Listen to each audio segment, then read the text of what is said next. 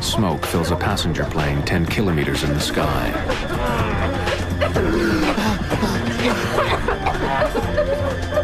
We're on Mayday. We're going down. Electrical systems fail as the smoke gets worse. We're going to need an emergency landing. Put your head on your lap. We're going to need 5 trucks. They're standing by for you. What seemed like a small problem at first has become a life or death struggle for everyone on board Air Canada 797.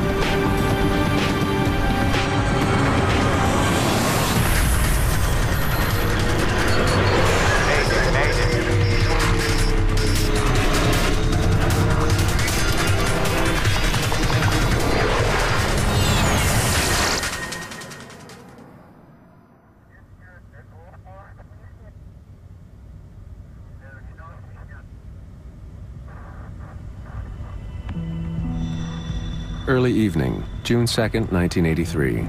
Supper time aboard Air Canada Flight 797.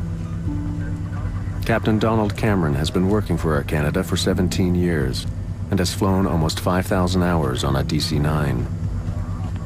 But it doesn't mean he gets to eat first. How's your seafood? Nice? Before he can dig in, his first officer, Claude Ouimet, will have to finish. Good.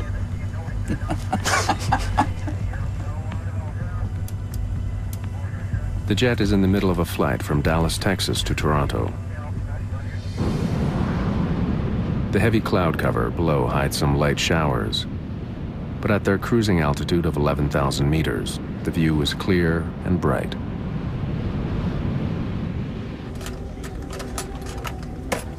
The DC-9 is only half full today, with 41 passengers scattered throughout the plane. Can I have some tea, please? 24-year-old Diane Fadley is an active member of the Juvenile Diabetes Foundation. We have a number of different fundraising activities, and once a year they have a large conference, and at this time it happened to be in Toronto. Raymond Chalafaux is 23 and recently married. He's returning home from his first ever business trip. It was a little bit frightening both for me and for my wife. I was supposed to be gone 4 or 5 days, so first time we were separated for a long period of time, so it was kind of insecuring for me, yeah. And a few rows further up sits a growing legend in the world of folk music. Stan Rogers is just 33, but his career is beginning to take off outside of his native Canada. I think Stan's best-known songs celebrate ordinary people. The songs are really about ordinary people rising to the occasion and becoming heroes on their own. Just before 7 o'clock, the plane is a little more than halfway to Toronto. What was that? It's right there, I see it. Right there. Yeah. 3 circuit breakers have popped out. Like fuses, they protect delicate electrical circuits on the plane from becoming overloaded. Like a machine gun. Yeah. Zap, zap, zap. The 3 breakers are for the flushing motor in the toilet at the rear of the plane. Cameron decides to give them a few minutes before he tries to reset them again. Someone must have pushed a rag down the toilet or something. Jammed it and it overheated. Cameron thinks that something must be stopping the motor from working properly, but it's not an emergency. Toilets get blocked all the time.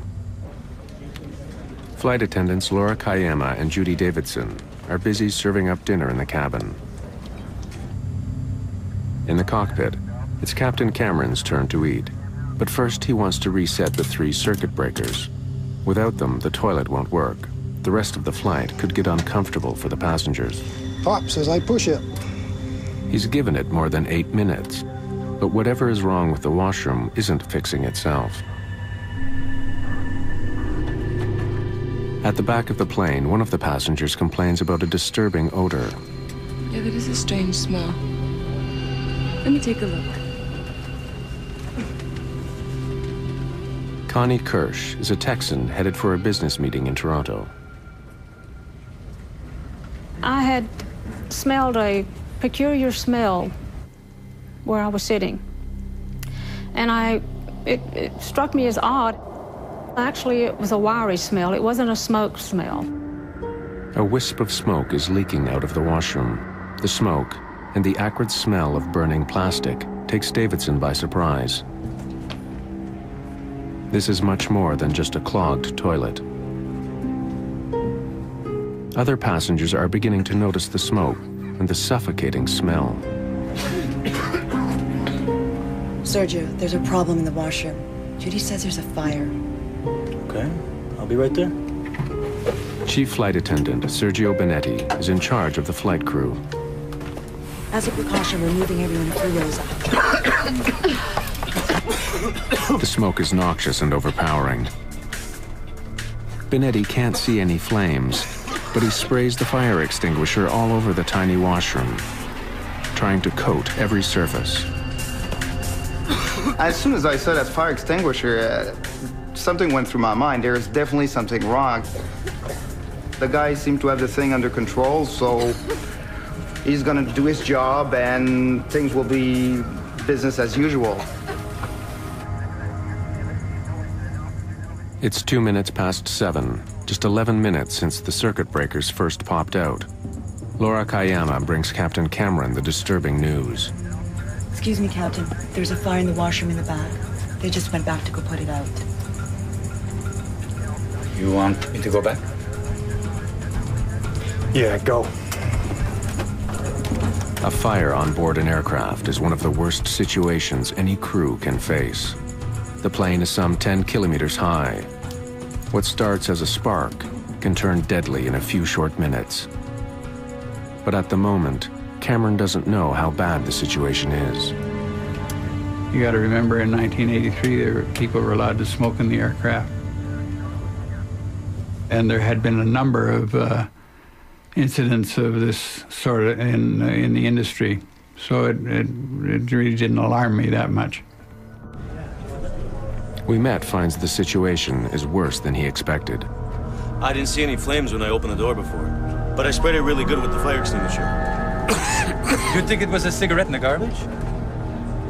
No, not really. Okay.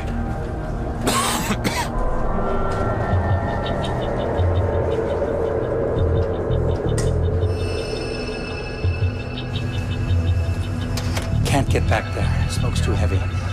I think we'd better go down. But flight attendant Sergio Benetti has a very different assessment of the situation. You don't have to worry. I think the smoke's easing up. It's a confusing moment for Captain Cameron. Some components do fail from time to time that are not severe or serious enough to cause an emergency descent. That's a pretty serious thing. When Ouimet and Benetti were at the back of the plane, the smoke seemed quite thick, but now it appears to be subsiding. Okay, it's starting to clear now. But I'll go back and check if that's okay.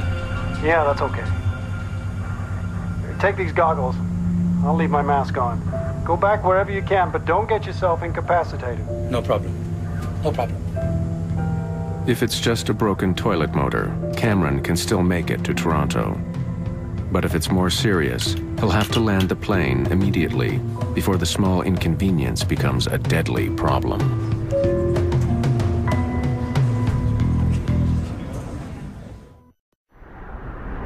June 2nd, 1983. Air Canada Flight 797 cruises through the early evening. But the trip has taken an unsettling turn. Wisps of smoke are gathering at the back of the DC-9. An acrid smell is spreading through the cabin. The crew is growing concerned. They've already moved passengers toward the front of the jet, as far as possible from the creeping smoke. Captain Donald Cameron is waiting for an update from the back of the plane when suddenly he's got a new problem. The master warning light is on. Electrical systems throughout the plane, including some in the cockpit, begin to fail. The airplane basically lost all its sophisticated navigation and attitude information. So I was left very suddenly with, I think, 3 engine instruments per engine.